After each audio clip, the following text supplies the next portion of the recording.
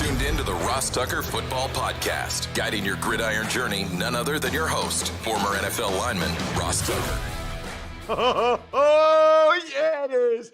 But it's not just any Ross Tucker Football Podcast. It's a teaching tutorial Thursday, which means class is in session with Professor Greg Cosell, NFL Films University. We are presented by DraftKings.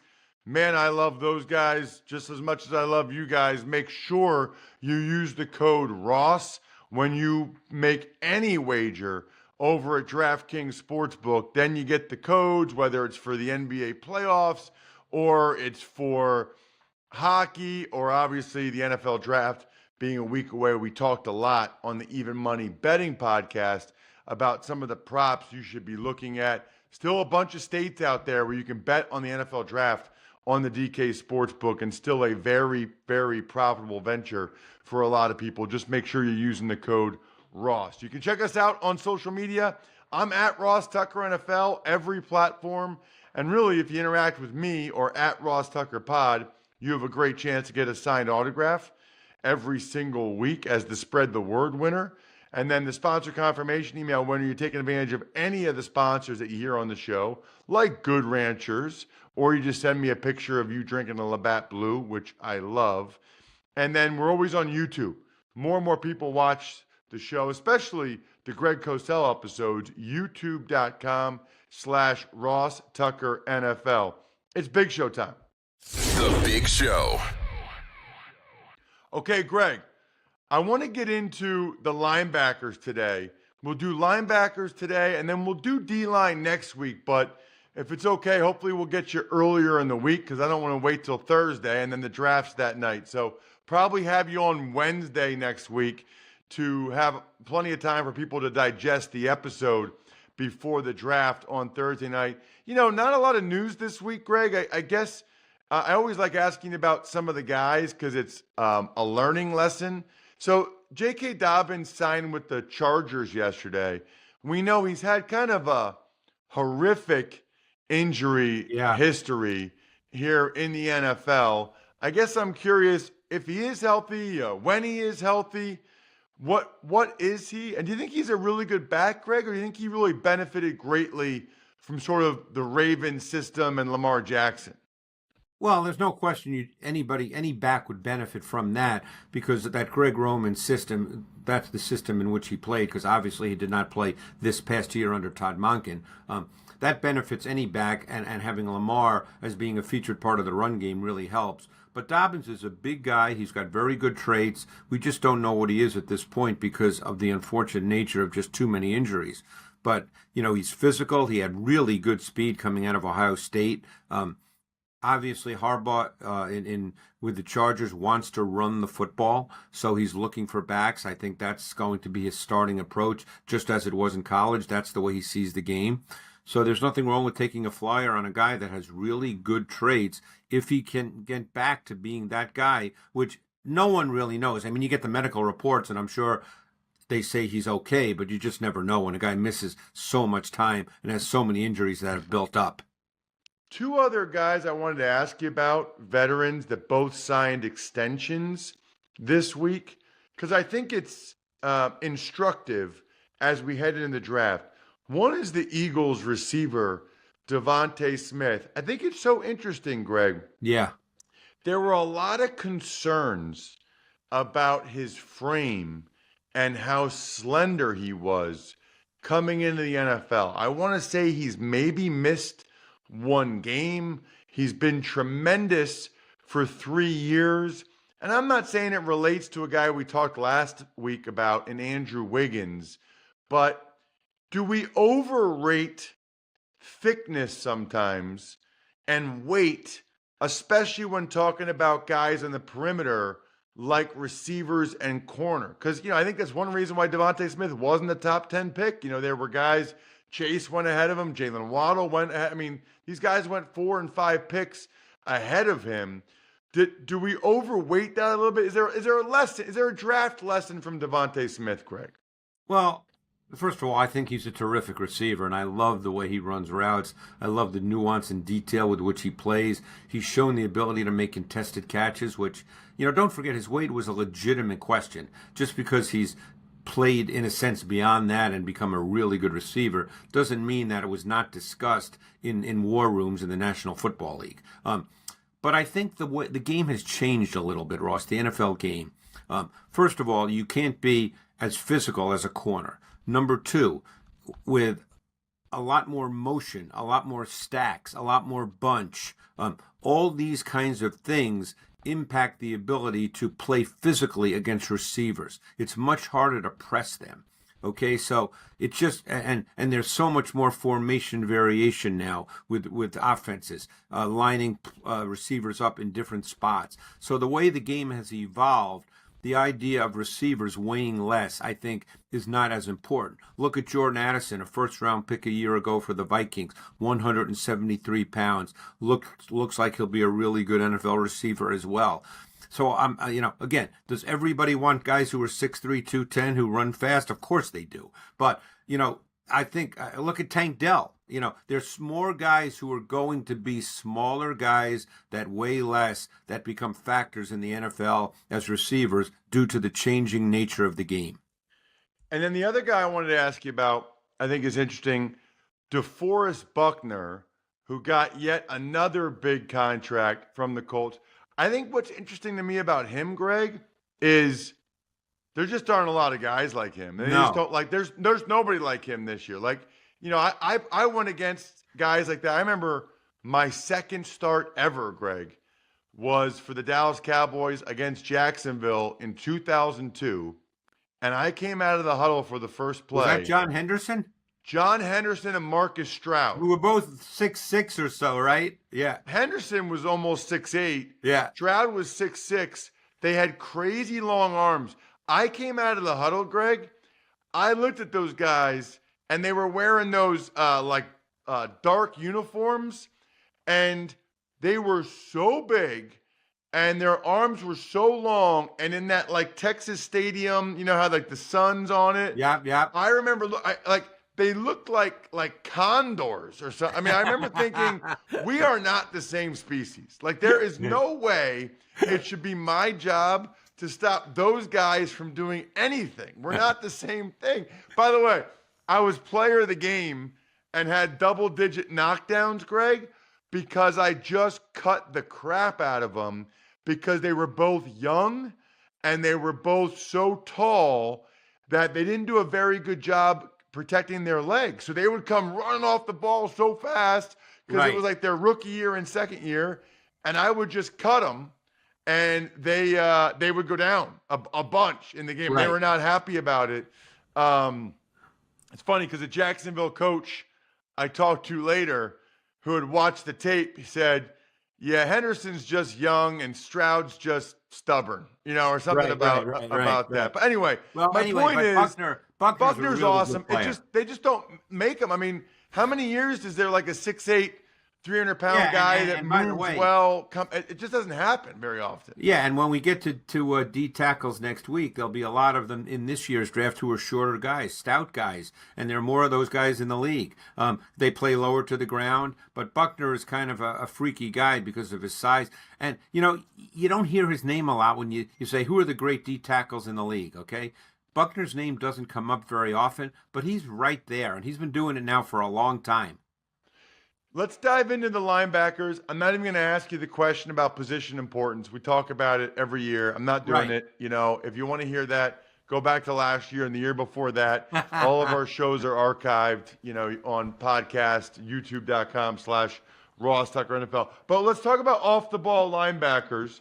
And, it's not an important position until you're getting smoked at that position. Then it's an important position. Well, no position is important until you don't have anybody good playing the position. Yeah, exactly. All right. Yeah. So some of the guys that you hear a lot about, Junior Colson from Michigan, Peyton Wilson, NC State, Jeremiah Trotter Jr., Clemson. Was there a guy that, I always like to ask you this, Greg, was there a guy that jumped out to you that you really liked and really thought was impressive? Again, I know but they're different. I mean, you're talking about Wilson at 6'4 plus. You're talking about Colson, who's built perfectly for an off-the-ball stack backer at 6'2", 238. You're talking about Trotter, who's 6 feet. And my guess is there'll be some teams, because of the critical factors element, that's what teams do. They assign critical factors to each position, and they don't usually draft exceptions. But Jeremiah Trotter's tape is really good. He was a fun watch. He's such a smart, savvy, aware player, sees things immediately. He's one of those guys, the term we always use is key and diagnose. He sees it. He attacks. He's a really good blitzer. He's just 6 feet, 228. That's going to be seen as small. Some teams will say, you know what? Not for me. But his tape is really good, and we know who his dad is. I remember his dad sitting with me here in my office at NFL Films watching tape when he retired, and I guarantee he's imparted a lot of wisdom to his son. And then you have Peyton Wilson, who's over 6'4", okay? I met Peyton Wilson at the Maxwell dinner in Atlanta this year. I mean, he looks thin. He's 6'4", 233, 234, but man, he has a waist that I would love to have, Ross, He's an explosive mover. He's long. He's athletic. He's got really good speed. He's a sideline-to-sideline player. At North Carolina State, he played everywhere, but he's going to be a stack backer. I talked to him about that. Teams see him as a stack backer.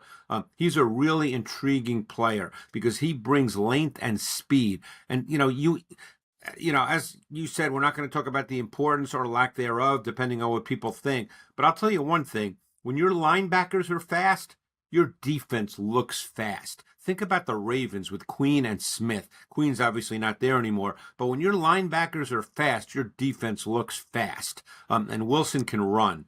And then Junior Colson, to me, is just a really, really solid prospect. Like, I don't see him as an impact playmaker type, Ross, but he reminds me of, I'm going to give you 3 names. And again, these just popped into my head when I was watching Colson. He's like a Jordan Hicks or Jermaine Pratt or Zaire Franklin, just really solid players who are going to make a lot of tackles. You might not call them impact playmakers, game changers, but I always feel like every team needs those kinds of players. Well, I mean, there's a reason why those guys have all gotten contracts, right? And Jordan Hicks has been in the league, 10, 11 years now? And, Zaire Franklin makes a ton of tackles. You agree with me, though. You wouldn't say any one of those guys is an impact game-changing playmaker, but they're just really good players. 1,000%. And it's interesting because the Eagles, people talk a lot about the Eagles and linebackers. They would have been happy to have Jordan Hicks the last 5 years. Oh, without question. They would have been happy to still have T.J. Edwards last year.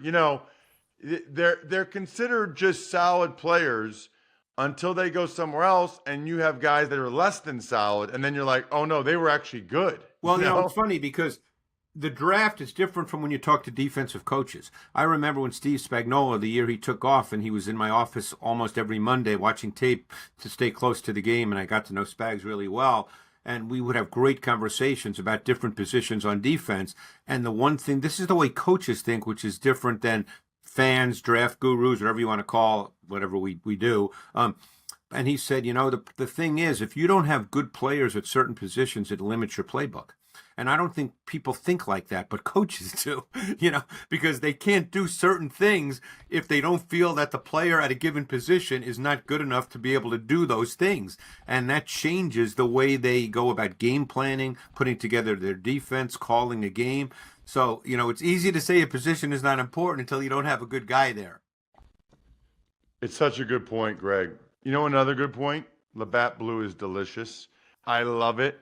I can't wait for A, this weekend, and B, a week from the night, NFL draft. I think I'll be working, but if I'm not, I'll be drinking some Labatt Blue Lights with your friends and living life to the power of we always enjoy responsibly beer, Labatt USA, Buffalo, New York. What about, Greg, any of these other guys that are on the board, like a Edgerrin Cooper from Texas A&M? Well, let's talk Cooper. He's the most explosive stack backer in this draft class. I mean, this guy is a dynamic mover. He has playmaking traits.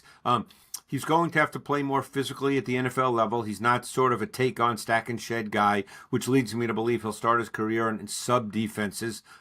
But this guy is explosive. He's a dynamic blitzer. There's no question, just in terms of sheer athletic movement and twitch and suddenness, that he is the number one guy at the stack backer position in this draft class, which, again, doesn't mean he's going to be the best player the second he walks in, day one in the league. But this guy is dynamic, and he will play early, but I think it'll be in sub-defenses. You know what I think, Greg, that we don't talk enough about, especially at off-the-ball linebacker and at safety? I feel like those positions are such thinking, football intelligence, instinct positions. And I feel like we talk a lot about explosiveness. And look, to me, that's really a nice to have. But I think of so many guys like a TJ Edwards or whoever that, don't have outstanding physical ability, but it seems like they're always a step ahead of everybody else out there. And then, because, Greg, there's a lot of guys that ran fast at the combine and can jump and all that stuff, and it doesn't work out for them in the NFL playing line. I mean, think about Davion Taylor with the Eagles, right? Jamin Davis from Washington, 6'3", 235, phenomenal athlete. But to this day, after, 3 years in the league, maybe 4, somewhere around there, it just hasn't clicked. Kenneth Murray, who just signed with the Titans this offseason, better athlete, same draft as Patrick Queen, better athlete than Queen. Didn't quite work out for him so far. I agree with you 100%. The key diagnose element, the ability to see it, is so important. Then when you have a guy who's a great athlete and is high-level key diagnose, then you got Luke Kuechly. Right. That's exactly right. That's exactly right. To have and I would say this, I'd rather have a lesser athlete who can key and diagnose than a better athlete who can't. Right. Right? That's TJ Edwards. Right. That guy can play. I think you have a tough time playing with a guy that can't key and diagnose. I mean, that just because, the other thing we don't talk about enough too, Greg, these guys are the green dots. These guys are the leaders. These are the guys that are at the front of the huddle. And I'm not saying that you have to have a good player there, but I will say I think it helps if the guy talking to the rest of the defense every play is a good player that is respected and has leadership skills as opposed to just some guy. No, I agree. I mean, that's why, I mentioned Cooper. He's dynamic, explosive. I think it'll take him a little time. But then there's other guys, I would bet Jeremiah Trotter. And again, I don't know who's going to draft him. I don't, there's so many variables, as we know. But it would not surprise me if Jeremiah Trotter becomes a starting linebacker and is a solid player. Nick Bolton was a second-round pick. He's under 6 feet. There's a linebacker from Michigan who played with Colson named Michael Barrett, just under 6 feet. Very similar measurables. Some athletic testing measurables were better than Nick Bolton's. Now, I'm not going to sit here and say he's Nick Bolton. You never know that. But I mean, watching him, I thought, this guy can play in the league, and it wouldn't surprise me if somewhere along the line he starts, depending on the team and depending on deployment. There's so many factors. But I think your point's a really good one. You want that guy. He has to be able to see things, understand formations. Look, I remember, as I said, I sat here with Jeremiah Trotter years ago, the dad, and as soon as tape came up, he would immediately say, oh, the back is 7 yards here. The tight end is here. I mean, he just saw things instantaneously. Yeah, a couple thoughts, Greg. Number one, played with and against Trotter. They don't make him like that guy anymore. No. I mean, he was all of 260, 265, Greg, with an enormous lower body, very powerful, and he really would rather run into the offensive lineman than avoid him. And it's funny because you and I were talking off air about power and how important it is when there's a linebacker that has that kind of power. they can make you miss easily because Yep. you know that they want to come downhill and jack you up. So if they make a move ever, you're like, oh crap, you weren't expecting that. And that was Trotter. It's interesting to me that his son, is 30 pounds lighter. I think that's probably a product of sort of what the game's like now. He's probably not trying to get bigger. He's probably No, trying. he's only 6 feet. He's not going to be 250. I mean, he's Right. 6 feet, 228. He's a really good player, the son. I mean, So I my really enjoyed question watching him. on the height, whether it's Michael Barrett at Michigan or Trotter Jr., is it the height and weight, right? Being 230 or whatever, is it the size to get off of blocks? Is it the height to run with a tight end? Like, for a linebacker, in your opinion, Greg, where's the biggest concern there with the size? Well, I think there's a physicality element when you're smaller, and I think your point about being able to play man coverage, you do get a little bit limited because they have to play backs as opposed to tight ends. So that does limit you to some degree with what you can do on the defensive side of the ball. It's not likely Jeremiah Trotter, as much as I liked his tape and I think he's a really good football player, is going to match up man to quality tight ends in the NFL. But I'll give you an example. I think Trotter, and they're similar in size, I think Trotter is a better prospect coming out than Nakobe Dean was when he came out of Georgia. And they're similar in terms of height and weight. Check him out on social media at Greg Cosell. He is the man. Thank you, Greg. Thanks, Ross. Man, I don't know about you, Greg, but I am tired of my favorite cut of beef or chicken. Seems like it costs more and weighs less every time we've ever gotten it at the grocery store. That's why I'm all about Good Ranchers now and their price lock guarantee. The only price lock on the 100% American meat you can find. You do not want to miss it. During their April Price Shield campaign, Good Ranchers is locking in your price until 2026 when you subscribe to any one of their boxes full of 100% American meat and seafood that they ship right to your door. Awesome. Beef, chicken, pork, wild-caught seafood. Plus, I got you guys an extra 10% off your subscription with code ROSS at goodranchers.com today. Absolutely love the transparency. You know exactly what you're getting. Use the code ROSS, goodranchers.com. Tuck's Takes. All right, Ross, here's some transactions of note. The Chargers, they signed former Ravens running back J.K. Dobbins.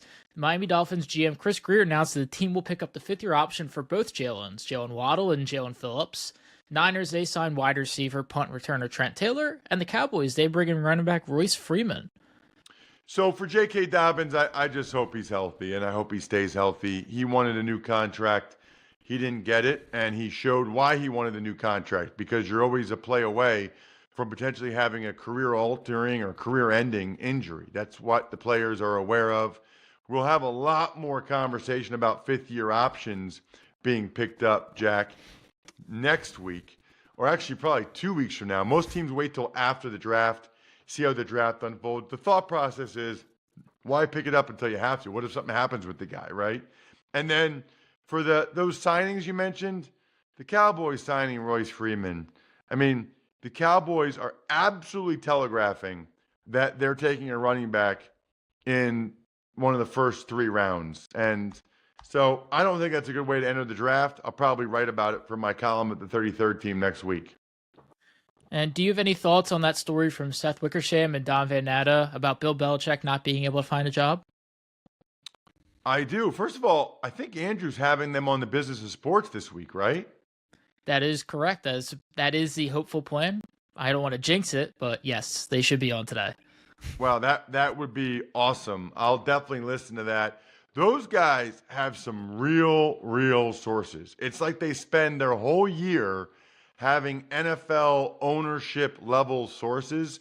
It's a very interesting read. I think, it's a lot of sources of a source. It's like a friend of Belichick's told this other person this who told me that. I didn't even know you were allowed to do that. You're allowed to do secondhand sources like that? I mean, the net result is not surprising. I think that Belichick is not for everyone. And, you know, a lot of people in life don't want to work with someone that's not fun to work with. You know, can you imagine being a multi-billionaire? Do you really want to work with a guy that a lot of people think is kind of a jerk in terms of how he handles himself? Like, I wouldn't. Hey, my only rule, if I'm a multi-billionaire, I'm not hiring anybody that I think is a jerk or I don't want to work with. That's my rule. And I get everything else that's out there about him, and I know how much success he's had, but I kind of don't blame the owners that don't want to have to deal with that on a day-to-day basis. I think we're done here. Thanks for tuning in to the Ross Tucker Football Podcast. Make sure to also check out Even Money, Fantasy Feast, and College Draft, all on the DraftKings Network on Samsung TV Plus, YouTube, or subscribe to the podcast on your favorite platform. Shout out myfrontpagestory.com. Man, Mother's Day will be here before you know it. You guys know how passionate I am about this business that I'm heavily involved in. Myfrontpagestory.com. If there's a better Mother's Day gift, or for that matter, anniversary gift, birthday gift, I'm not aware of it.